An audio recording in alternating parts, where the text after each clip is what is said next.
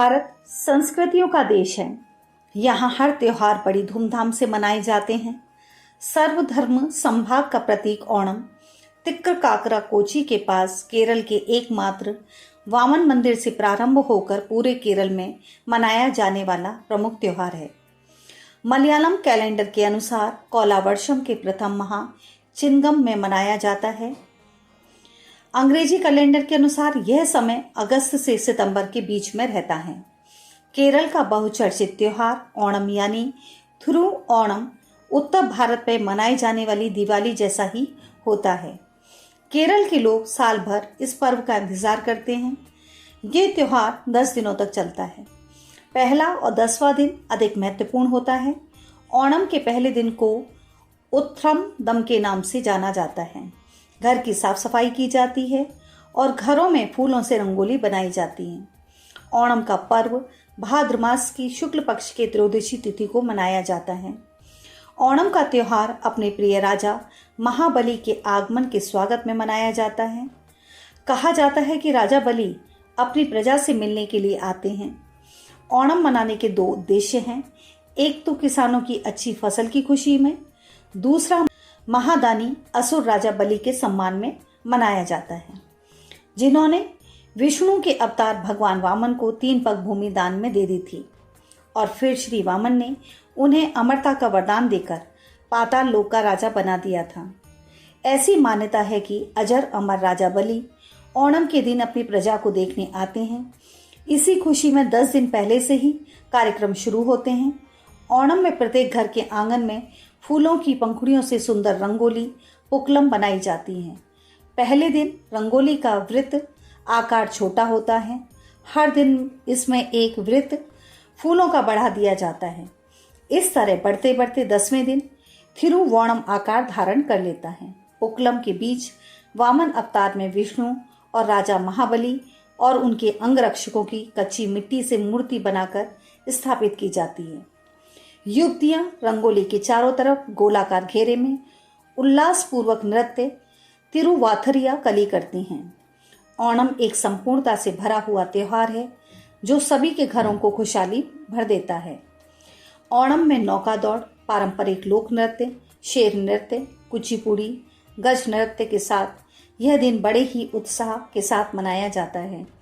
घरों में 20 से अधिक पारंपरिक व्यंजन बनाकर भोजन परोसा जाता है। इस पर्व की मान्यता है कि राजा बलि केरल के राजा थे। उनके राज्य में प्रजा सुखी व संपन्न थी। राजा बलि महादानी थे। उन्होंने अपने बल से तीनों लोगों को अपना बना लिया था। भगवान विष्णु का 5वां अवतार भगवान वामन अवतार की कथा का वर्णन भागवत पुराण, विष्णु पुराण, वामन पुराण में मिलता है। भागवत पुराण के अनुसार वामन अवतार की कथा इस प्रकार है। विष्णु ने देवराज इंद्र को स्वर्ग का अधिकार वापस दिलाने के लिए वामन अवतार लिया। ऋषि कश्यप और देव माता अदिति के पुत्र के रूप में भगवान विष्णु ने एक बौने ब्राह्मण के रूप में जन्म लिया और जन्म लेते ही ब्रह्मचारी ब्राह्मण का रूप धारण कर लेते हैं। तब महर्षि कश्यप अन्य ऋषियों के साथ उनका उपनयन संस्कार करते हैं।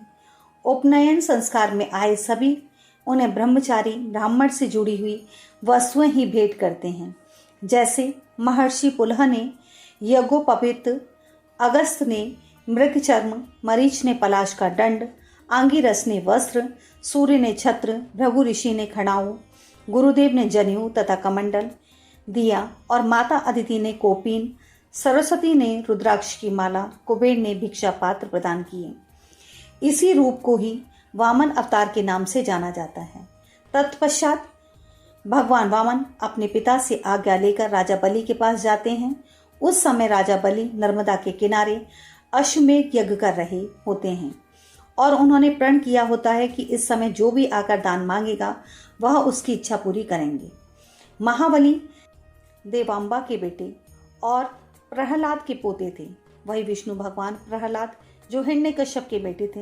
हिरण्यकश्यप के बारे में तो आप सभी जानते हैं कि जिन्होंने अपने बेटे को विष्णु भक्त होने के कारण ही अनेक कष्ट दिए और अपनी बहन होलिका की गोदी में बिठाकर उनके प्राणों को हरने की कोशिश की।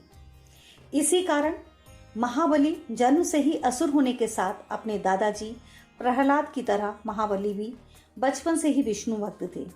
समय के साथ साथ महाबली बड़े होते गए, उनका साम्राज्य विशाल होता चला गया। वे बहुत अच्छे पराक्रमी, न्यायप्रिय, दानी, प्रजा का भला सोचने वाले राजा थे। महाबली असुर होने के बाद भी धरती एवं स्वर्ग पर राज किया करते थे। उनकी नीतिशास्त्र और प्रशासनिक क्षमता अद्वितीय थी। वह भगवान का सम्मान करते और अपनी उदारता के लिए जाने जाते हैं। धरती पर उनकी प्रजा उनसे अत्यधिक प्रसन्न रहती थी। अपने राजा को भगवान का दर्जा दिया करती थी। महाबली की ब्रह्मांड में बढ़ती हुई शक्तियों को देखकर देवी देवता घबरा गए। इसके लिए उन्होंने विष्णु जी से मदद मांगी। कहा जाता है कि राजा बलि पूर्ण रूप से स्वर्ग पर स्थायी अधिकार जमाने के लिए अश्वमेध यज्ञ कर रहे थे। यदि यह यज्ञ सफल हो जाता तो राजा बलि स्थायी रूप से स्वर्ग लोक प्राप्त करने में सफल होते और असुरों का राज्य और असुरों की शक्तियां बढ़ जाती। इस बात का पता जब इंद्र भगवान व सभी देवी देवताओं को चला तो सभी घबरा गए। भगवान इंद्र सहायता मांगने विष्णु भगवान के पास गए। विष्णु जी ने इंद्र की प्रार्थना स्वीकार करके वामन अवतार लिया और बटुक वामन के रूप में राजा बलि के पास दान मांगने गए। राजा बलि महादानी थे। बटुक वामन के रूप में विष्णु ने 3 पग भूमि का दान मांगा। असुरों के गुरु शंकराचार्य को देवताओं के इस छल के बारे में आभास हो गया था। उन्होंने राजा बलि को दान देने के लिए मना भी किया, लेकिन अपने दान के प्रति कर्तव्य को देखते हुए 3 पग भूमि दान में देना स्वीकार कर लिया। स्वीकार करते ही वामन देव ने अपना विराट रूप दिखाते हुए पहले पग में सारी पृथ्वी व दूसरे पग में स्वर्ग लोक पाताल लोक को नाप लेते हैं। तीनों लोकों की भूमि नाप लेने के बाद वामन वटुक ने तीसरा पग रखने के लिए भूमि मांगी। राजा बलि वचन के पक्के थे।